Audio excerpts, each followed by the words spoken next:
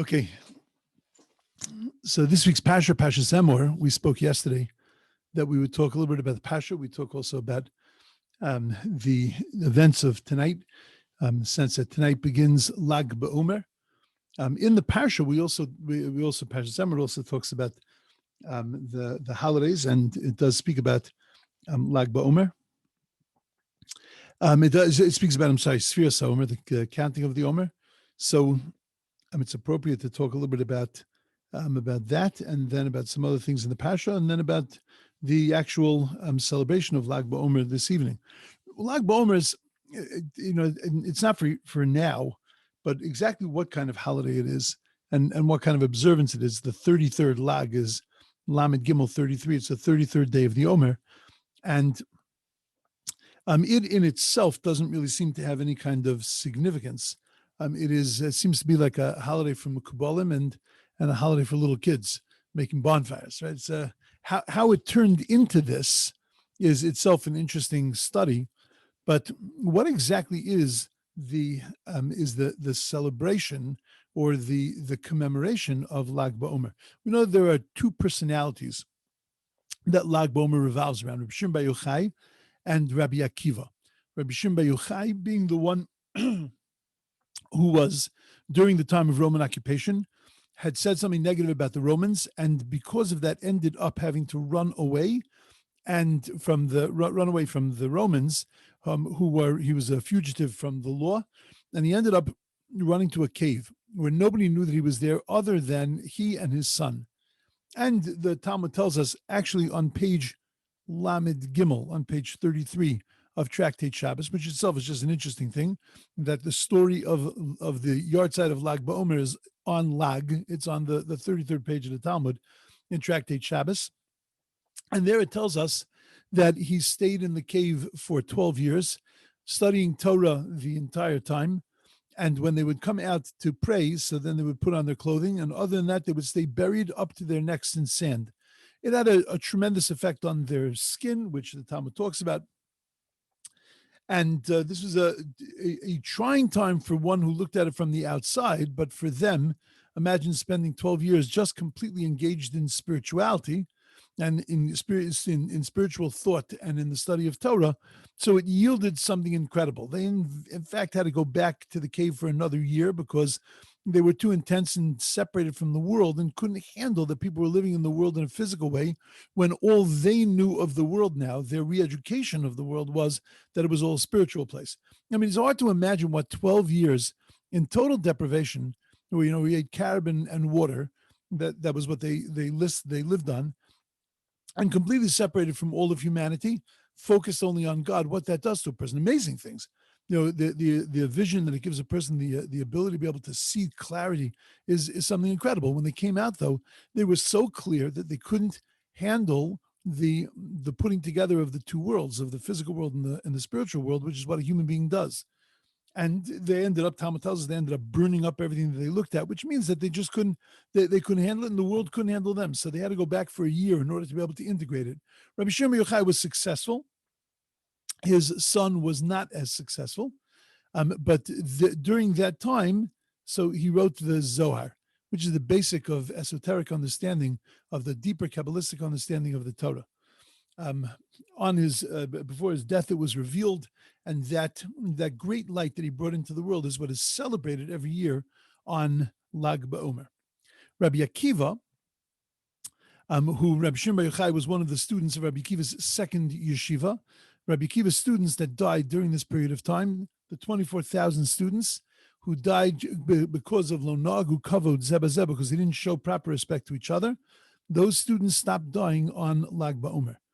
And that became a quasi-holiday. So the question, of course, is that what does Rabbi Akiva and Rabbi Shimon Bar Yochai, other than the fact that it's a Rabbi Talmud relationship, what do they have to do with each other, and what aspect of them are we really celebrating, commemorating on Lag BaOmer? So let's take a look at the beginning of the Parsha and the end of the Parsha. So the beginning of the Parsha is all about Tuma and Tara. It's all about purity and impurity. Emor el Kohanim v'amarta, speak to the Kohanim, tell them, command them about how a Kohen has to be, how pure a Kohen has to be. And from there, we learn many of the laws of Tum and Tara that apply even to regular people. But the concept of purity and impurity, the concept of living on a level of purity and impurity, all of that was presented at the beginning of the Parsha. At the end of the Parsha, we have the Mekalel, the cursor. There was a fellow whose, according to many traditions, he was the son that was born of the union of the Egyptian that had tricked a Jewish woman into having relations with her. She thought that it was her husband who was returning back in the middle of the night. It was her husband returning home, and in fact was an Egyptian who waited until the husband left the house. And this was the only instance of immorality that existed in all of Egypt. The one thing that we didn't slip into in Mitzrayim was this kind of behavior, and this was the only instance of such a thing happening. And the child that was born did not have a tribe. So when it came time to delineating the tribes, he was sort of stuck. And when they were giving out portions of the land of Israel, he wasn't getting any because he had no tribe. His mother was from the tribe of Dan, but that didn't qualify him, according to Moshe and his Bezdin, that didn't qualify him as being part of the tribe of Dan. And when it was decided as a halacha that he wasn't from the tribe of Dan, so then he rebelled and he ended up cursing God. There are a few other versions that Rashi, a few other explanations of what ticked him off, that he would end up cursing God the way that he did. One of those explanations is that he saw an anomaly. He saw something that was an enigma. That it said that we know that we used to change the 12 showbreads. We used to change them every Shabbos. They would be baked on Friday. They would be changed in the table that had the 12 slats, and that it would be changed every Shabbos. But the miracle happened that the bread would come out piping hot and fresh as if it was just baked, though it was a week old. But in his mind, he couldn't imagine that you would give God something that was a week old. How disrespectful to God that is, and therefore he ended up cursing. Now that in itself is a little weird, right? He's worried about God's honor, that God is being, is housing week-old bread, and then on the other hand, he's cursing God when he gets a little upset. So there's some discrepancy and lack of clarity of exactly what was in this fellow's mind. But at the end of the day, this fellow was cursing God. So what's the connection between the beginning and the end of the Parsha? The beginning of the Parsha, which starts with purity, laws of purity and impurity, and how one can become impure, and how one should stay away from being impure. And then at the end of the Parsha, it was all about cursing God's name. The beginning of the Parsha was about the Mekadesh Hashem, those that sanctify God's name, the Kohanim. And the end was about the Mekalel, who was the cursor, who was the blasphemer, who was a Mechalel Shem Hashem. He desecrated the name of God. It's just interesting bookends of a Kiddush Hashem and a Chilul Hashem at the beginning and the end of the Parsha. What's the message of that? So we know that when the Torah tells us that L'nefesh lo yitma ba'amov, it's not only talking about the Kohanim, it's talking about all Jews. Why is that so important to us, of staying pure, certainly in the times of the temple, and not slipping into this place of impurity, of touching a dead body? And when you touch a dead body, we're not prohibited from touching a dead body. Somebody has to do a tara, somebody has to bury, somebody comes in contact with a person that dies, it happens. But that we try to avoid the tumah, the impurity that comes with it, and recognize its impurity and recognize its potency, and therefore try to purify ourselves from it. So I'll tell you, I think, a beautiful thing. So I think it's fair to make the observation that we as a people are focused a lot on the past. Look at our holidays and the structure of our holidays. It's all about the past. The very Sfiras HaOmer that we're engaged in right now is really about the past, because according to many authorities, we actually don't have a mitzvah to do it today, because it was tied into the Hakrovas HaOmer. It was tied into the sacrifice of the Omer, of the barley. And since we don't have that sacrifice, then the counting of the Omer, which is subsequent to the offering of the Omer, of that measure of barley, and to the sacrifice that was done, so we don't have that, and therefore the counting is really only a counting on a rabbinical level as a zecher lemikdash, as a remembrance for the temple. If you'll notice, if you look in your siddur, right after the counting of the Omer, there's a little harachman that we say, that God should rebuild the temple. Well, we don't say that harachman after other mitzvahs that we do. Why dafka are we saying it here? Because this whole mitzvah that we perform today, the blessing that we recite and the counting that we do, is a zecher, it's a remembrance for the mikdash, a remembrance for the temple. Tisha B'Av, it's all about remembering the past. Holocaust, whatever way and whatever form we remember the Holocaust, whether it's on Tisha B'Av, whether it's on Asar B'Teves, whether it's on Yom HaShoah, but Tisha B'Av is very much looking at and living in the past. And that's an important thing to us. Zecher li'yetzias Mitzrayim, we say over and over and over again. But if that's where we stay, then we're in a lot of trouble. Because if all we stay in the past, then there's no progress for us as people or us as a nation. We're also filled completely with fear. Because if we live in the past, don't merely learn from it, so then we live a life of constantly worrying that this is going to happen to us. Now, there's a difference between being protective of ourselves and being smart and learning from the past than wallowing in the past and therefore being paralyzed. If our Yiddishkeit is only focused on the past, so then that will paralyze us. It takes away our courage. We are obligated to learn from the past and to train it towards the future. The past is only important to us in the context that it affects our future. That's the whole point of tshuva. The whole point of tshuva, which is the greatest gift that God gave us in the Torah, is this concept of tshuva where we have the ability to be able to undo the past. We have to first focus on the past. We have to say, Yoshamnu, Bagadnu. We have to say, Chatasi, Avisi, Pashaiti. I've done this, I've done this, I've done this. I remember in the past I did this. I remember I was this way. So that I can then take that and now change that for the future. Tshuva prepares the past in order to be able to get to the future. The most important part of tshuva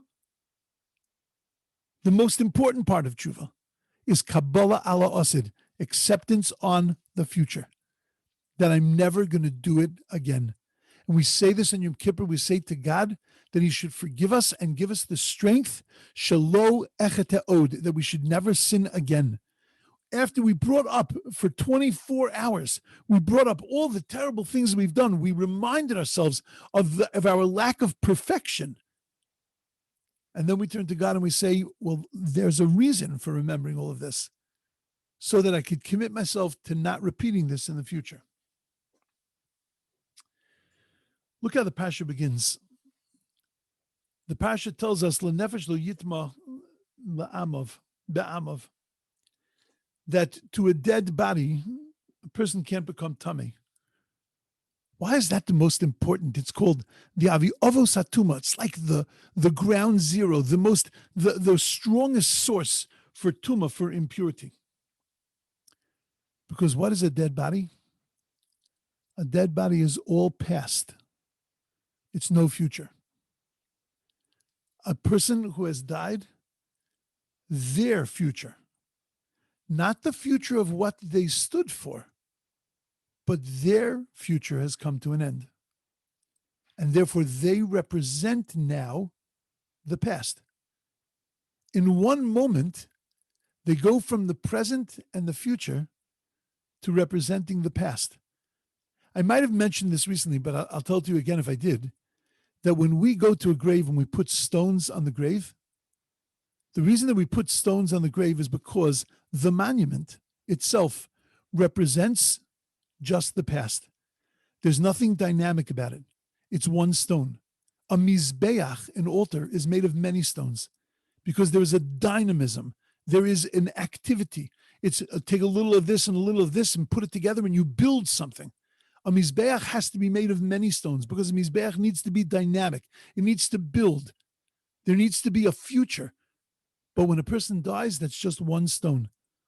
Because there isn't, it's not dynamic anymore. Now it's done.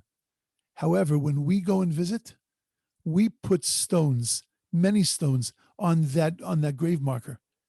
And now that becomes a monument of dynamism. It becomes a monument of activity. But we're doing that activity. We're carrying that past into the future. And that's the reason why the Torah tells us that we have to be careful. You have to bury the dead. You have to deal with the dead. You have to do what you have to do with it, but don't attach yourself to the dead, because the dead represents the past. Look at the Megadev, at the person who was cursing. What was his issue? I don't have a tribe. Nobody gave me a tribe in the past. What's going to be with me?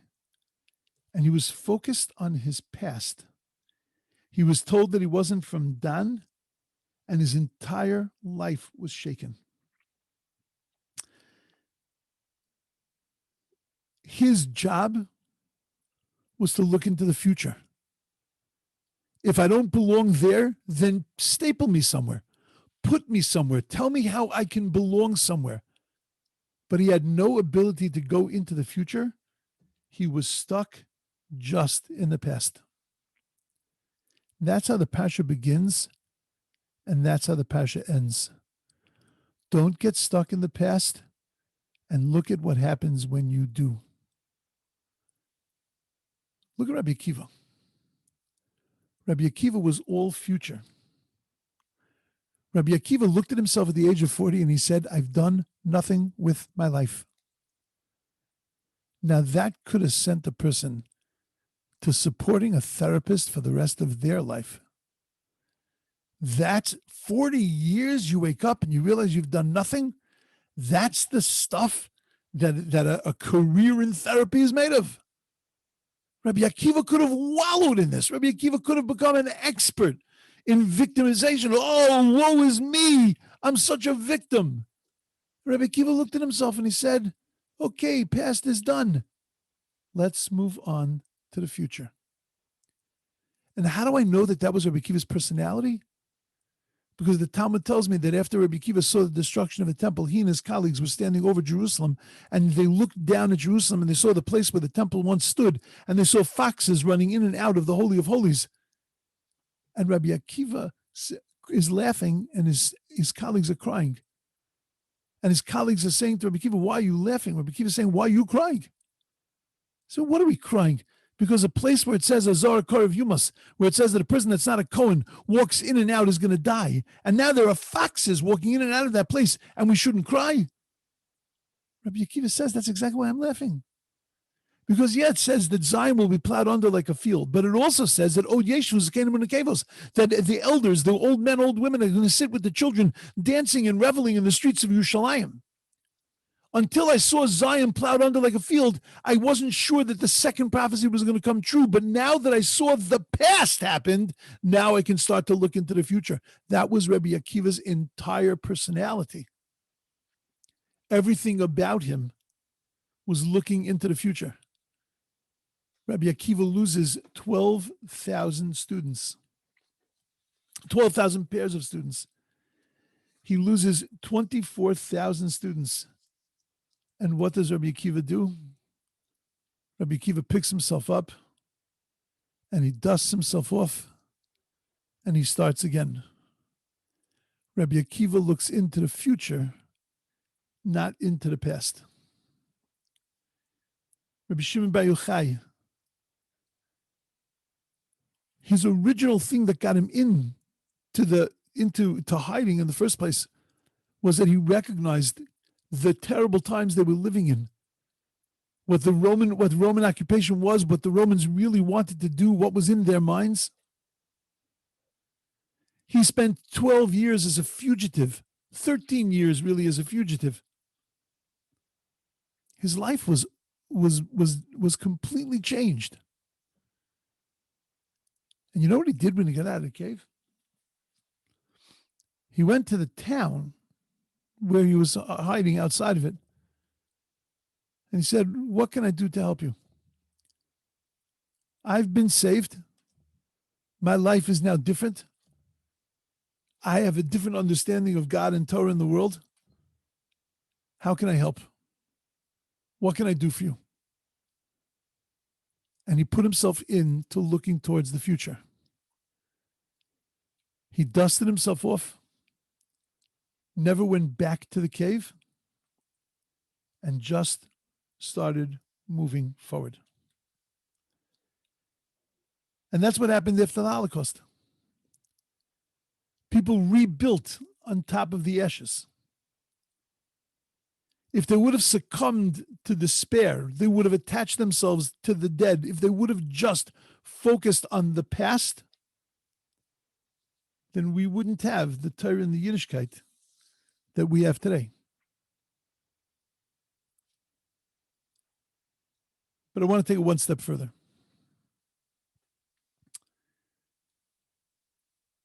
We're told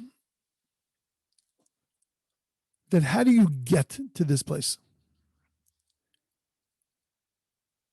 How do you get to this place of being able to move forward?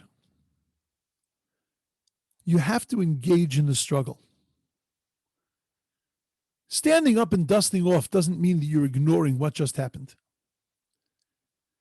Moving forward after a tragedy doesn't mean that you now block it from your mind and you just step over it and keep going. But you've got to engage in the struggle.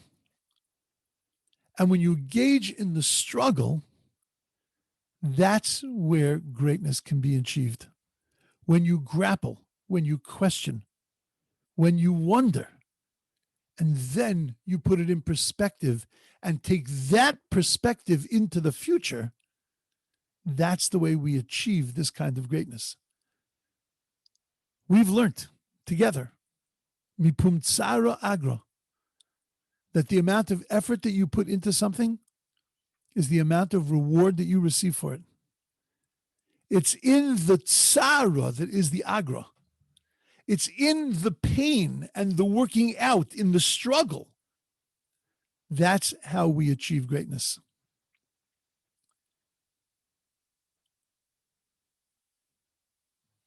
We're told there's a pasuk that says, "Mayafu pa'mayich dinalayim basnediv." That it talks about how beautiful are your legs, beautiful are your shoes, O basnediv, O daughter of giants, daughter of great ones. So it's referring to the Jewish people, and it's referring, according to our rabbis, of the way that they went up, O aliyah l'regel, the way they went up to Israel 3 times a year. You know, when they went up to Israel 3 times a year, everybody went. Shalosh pamim bashana yeroah kol zechurcha. Everybody had to go up to Yerushalayim, to the temple. That means there was nobody left on the borders. That means there was nobody left in the homes, nobody left to protect. And God gave us a promise, and the promise was that nobody, lo yachmonish, as Artzcha, no one is going to desire your land when you go up to Yerushalayim. You don't have to worry. No one's going to attack you. No one's going to take you over. You can leave your borders empty. You'll be okay. Now, granted, it was a promise, and it was in the Torah, but we're human beings. And you have to imagine that the entire trek up to Yerushalayim, we were worried. You know, you see another person on the road, and they start now walking with you. That's the way it went, and everybody was being ola regel together, and you meet a new person, and you're talking, schmoozing, you know, at night. You're by the rest stop, you know, everybody's parking their trucks in the same place, and you're schmoozing. Yeah, you're doing great. Yeah, where you from? Oh, I'm from this town on the border. Oh, wow. Yeah, you know, you must be worried. No, I'm not really worried. God promised. And in the back of your mind, you're going, yeah, maybe I'm a little worried. You know, there's nobody there to watch them. I just planted a new crop. Who knows what our friendly neighbors are going to do? Who knows? There's a certain anxiety. And you're going for 2 weeks because you got to travel up and then you got to travel back. You're going to be gone for a long time. Who's going to check the mail? Who's going to fight with the enemies? Like, you don't know all of this. It's worrisome. And as you're traveling and you're thinking and you're talking, you're getting actually more worried, and you're getting more worried. And then you finally get to Yerushalayim, and you get to the Beis HaMikdash, and you take off your shoes. And taking off your shoes is not just the physical thing that you did when you walked into the temple, but it's metaphoric. And you took off all your worries. And you forgot that there was nobody there in the guard towers, and nobody there in the tunnels, and nobody there watching your borders. Because you were filled with such intense kedusha. There were no disturbing thoughts. You were consumed with a love and a fear of God. You were now sure that you had nothing to worry about. Which part of that pilgrimage do you think that was most dear to God? Was it in Yerushalayim, when you were consumed with emunah, with ava, with yira? Or was it while you were traveling up to Yerushalayim and you were grappling and unsure and uncertain and a little worried and scared? So you'd say, of course, when you got to Jerusalem, when you got to Israel, God loved that you were so clear. At that point, you just believed in him and you trusted in him, and it was just idyllic and everything was wonderful. And our rabbis tell us, no. Says the pasuk, Ma yofu pa'maich. When you were walking in your shoes, when you were on your way up to Yerushalayim, when you were struggling to overcome your worry and your doubt, that is your ultimate purpose. And that's where you were able to achieve the greatest movement. When you didn't ignore the past and you didn't just step into the future, but where you grappled to understand that past and then to rework it into a future. It's really ultimately all about the struggle. There was once a bacher with a photographic memory, and then something happened and he lost it. And he went to the stipler Gaon and he said to the stipler, will you daven for me? Get me back my memory. And the stipler said, no. Who says you're in a worse place? Because now you have to struggle. And struggling is not a bad thing. Struggling is where greatness lies. That's the message of Rabbi Akiva and Rabbi Shimon Bar Yochai. The message of the beginning and the end of the Parsha. That we can't just grab onto the past and stay in the past. We have to use that past and get to the future. But how do we use that past to dust ourselves off and to move into the future? Deal with it. Grapple with it. Feel its pain and put it in its context. And then when it's in its context, it can now be the fuel that propels you on to greatness. My thoughts. Everyone should have a beautiful, wonderful, amazing Shabbos and enlightening Lag Baomer. And we'll see everybody in Mitzvah Shem on Sunday. Good Shabbos, guys. Have a good Shabbos, everyone. Shabbat Shalom. Shabbat Shalom. Thank you so much. Sure. What? I don't exactly understand the Sfira HaOmer because we count from 1 to the 7 weeks. Right. Why? What are the forbidden things to do during Sfira HaOmer, and why after Lag BaOmer we're allowed to cut our hair and Okay. So I'll tell you that the things that we don't do during Sfirat HaOmer are not from the Torah. The Torah's vision of Sfirat HaOmer is a very happy time. It's a time of preparation for the giving of the Torah. It was only because horrific things happened to us throughout history, not only with the death of students of Rabbi Akiva, but even during the time of the Crusades, that's why it's taken on a tone of mourning. the tone of mourning was set because of the death of the students of Rabbi Kiva, which we know died during 33 days during that period of time. And since on the 33rd day they stopped dying, so then that's when the mourning practices, according to many, end. There are those traditions that take it all the way through until Shavuos, that the entire time is a time of mourning, because we're not sure exactly where those 33 days lied. But according to the most prevalent Ashkenazic custom, a non-Hasidic Ashkenazic custom, it is from the second day of Pesach until Lag Baomer. There is some discussion as to whether Lag Baomer is included or not included in the mourning practices. And again, in the general Ashkenazic custom, it is not included in the mourning practices. Those the mourning practices end effectively on tonight when as Lag Baomer begins. Thank you. My Shabbat pleasure. I shalom. have a question. There's Sure. something here that I don't understand, please, if you can explain it to Sure. me. You were talking about the cemetery. You were talking about how the dead have they don't have a future, and you don't consider them as impure. Is that what you said? They are impure. They are. But they convey an impurity. And what is that impurity? That impurity is when you stay with that impurity. In other words, when you don't move past that. And that's why the Torah tells us that we have to basically we have to when I say stay away, you have to bury them, you have to come in contact with them, you have to deal with them as they die. I mean, there's no question that you're going to come in contact with this kind of impurity, but you can't stay inside of that impurity. So that's why you have to wash your hands when you leave the cemetery. That's right. That's right. We have to purify ourselves. We have to separate ourselves from that kind of impurity. Nowadays, we don't have the full way to purify ourselves, which is the parah adumah, the red heifer. So we wash our hands. The reason we wash our hands are the most active part of our body. It really represents our active lives, our accomplishment of things, and therefore we have to again purify that and not keep it connected to a past, but to give it the opportunity now to be able to move on. And another question leading on from that, when you leave a stone, does it always have to be a stone, or can it be something else? The custom is a stone. The custom is a stone because that's what we place on top of the grave marker.